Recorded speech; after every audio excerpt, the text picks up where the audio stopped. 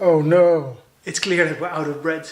So before the kids come home, I need to make some new bread. Will you join me? This is Michael from the Family Cook.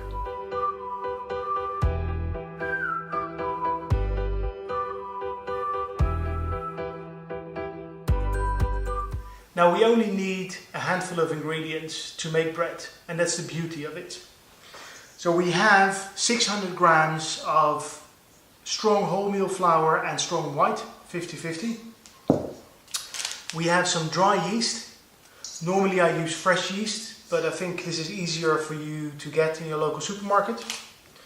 We have some salt and we have some water, and that's it. Now as a tool, I'm using a scraper, which is very handy, and I'll show you later how to use this. So let's get started.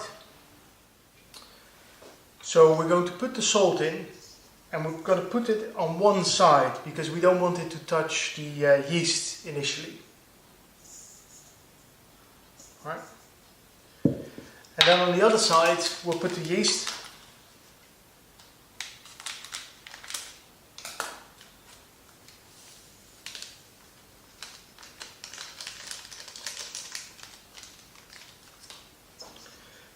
So we have yeast on one side, salt on the other side, and then we'll add the water.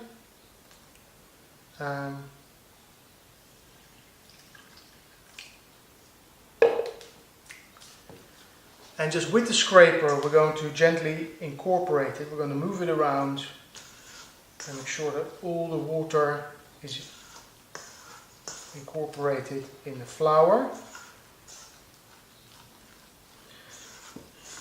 So we're working today with a 70% hydration. It means that for every 100 grams of flour, there's 70 grams of water.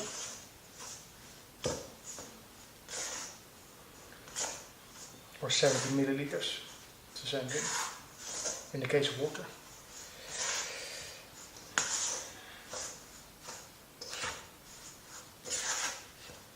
Okay.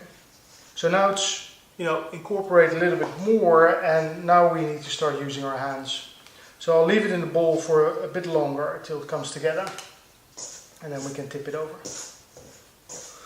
Now, some people prefer not to get their hands all sticky with dough. So there's no problem if you want to use this, if you want to put it in a mixer with a dough hook. Be my guest. Put it in there for about 10 minutes.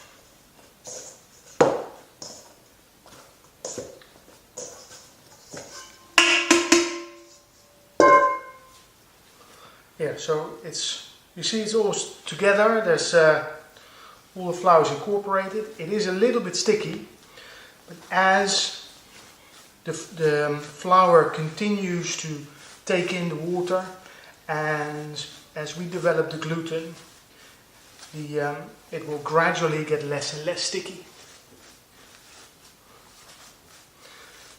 Now the flour, the wholemeal that I used, is stone ground and quite coarse, and that will take in a little bit of extra water compared to white flour.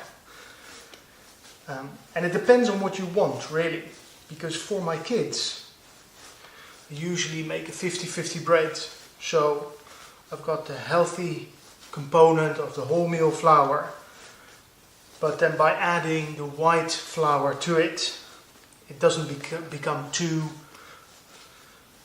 heavy, the bread too compact. It just stays a little bit light, and then usually I add a little bit of butter or oil to the dough as well, which helps. And it makes it a lot easier for the kids. Because if you compare a 50-50 bread with 100% wholemeal, it's quite a difference. To be honest, most breads in the supermarket that are sold as wholemeal,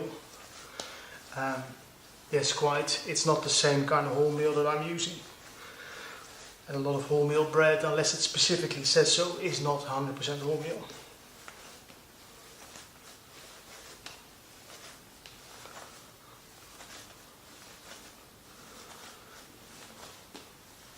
The advantage as well in supermarket bread is they usually add extra gluten, just to give the bread extra rise, extra strength to lift and make it nice and airy. Don't get me wrong, I mean, I've been brought up on supermarket bread, and when I first had like proper bread, I just really felt like, oh, this is so heavy, this is so dense. But to be honest, I mean, if you get used to the flavor, it's absolutely amazing. And when you make your own loaf, whether it's in a bread machine, or whether you use a mixer or do it by hand, but when you bake your own bread, the smell, the taste, it's so satisfying.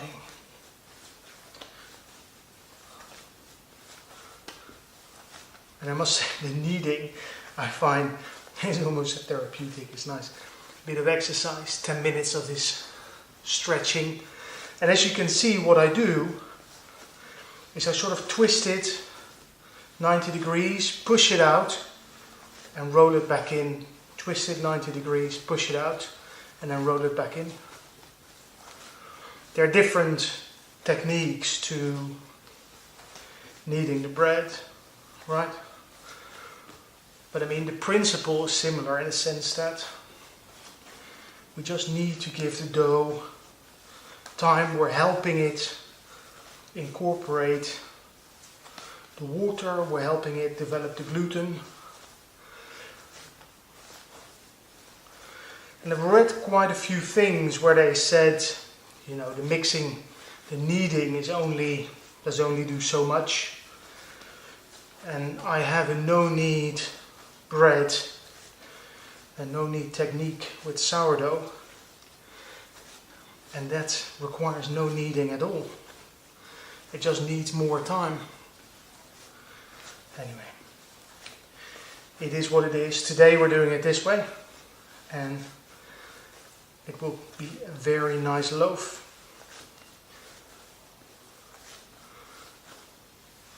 What I sometimes do, I mean, now you're making one loaf. Listen, you need just as much work if you're making 2 or 3 loaves. So what I sometimes do is I make double the amount, and then I bake one loaf as I normally would, and then I make a second loaf. I bake it at 140 degrees, and then I freeze it, and then I bake it up straight from the freezer for 20 minutes when I need it. And so that way you're making 2 at once, same amount of effort, and then you have 1 loaf in the freezer ready to go. Okay, this is, look, it's more or less there, right? Today, to keep things simple, I won't add the olive oil and the butter. What I will do is I'll add some olive oil in here, and it just keeps the loaf from sticking, and it will incorporate some of it later. Alright, so we'll put this in here. I'll put a tea towel on it, and we'll leave it for an hour, maybe longer, depending on the temperature and the flour, etc. We just need it for the first proof to double in size, and then we're going to form it and give it a second proof before we can bake it. So I'll see you in about an hour. Okay, we're back, and it has doubled in size. It's not massively, but definitely more than double. So I'm going to form it and get it ready for the second proof. What I've done, I've oiled with just a little bit of olive oil the inside of this tin, and then I'm going to take it out. This is very straightforward. What I do, you stretch, fold it in, roll, and then we're going to tuck in both sides of the loaf. And that's it. So I'm going to put in the tin, and then we're going to cover it and leave it to proof for probably about the same amount of time until it comes to the top of the tin. I'll show you later. Thanks. Ready for the final stage. The bread is ready. I've preheated the oven at 250 degrees Celsius. And something to note is, the difference between a professional baker or a professional baker's oven and an oven at home is those ovens are steam injected. And we need to create a bit of steam in our oven. Now, you could use one of these, a cloche, but my tin won't fit in there. So the alternative is to put some water in the oven as it's preheating, and that will create some steam. And the steam, what it will do is it will allow the bread to rise a bit more before it forms a crust. And when it forms a crust, the crust is typically a bit more crusty. It's just a better loaf when you do that. So the steam is ready, the oven's ready. We'll put this in. I'll start at 250 degrees for 15 minutes, because otherwise it will get too brown, too dark. And then I'll reduce the temperature to 200. And we'll bake it for the rest of the time. The remainder, which is about 30-35 minutes.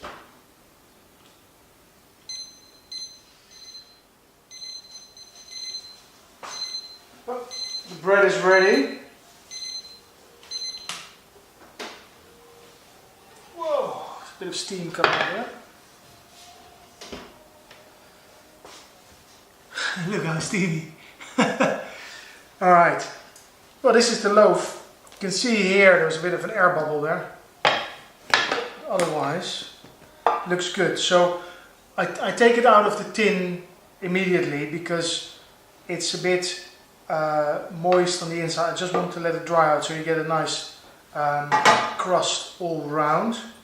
And I'll just leave it to cool down, and don't cut into the bread. I mean, it smells amazing and it always feels like, oh, the smell of bread, oh, can I have a slice, please? But it needs to cool down. So leave it for, I would say, a couple of hours before you cut into it. All right, enjoy the bread. Thank you. Bye-bye.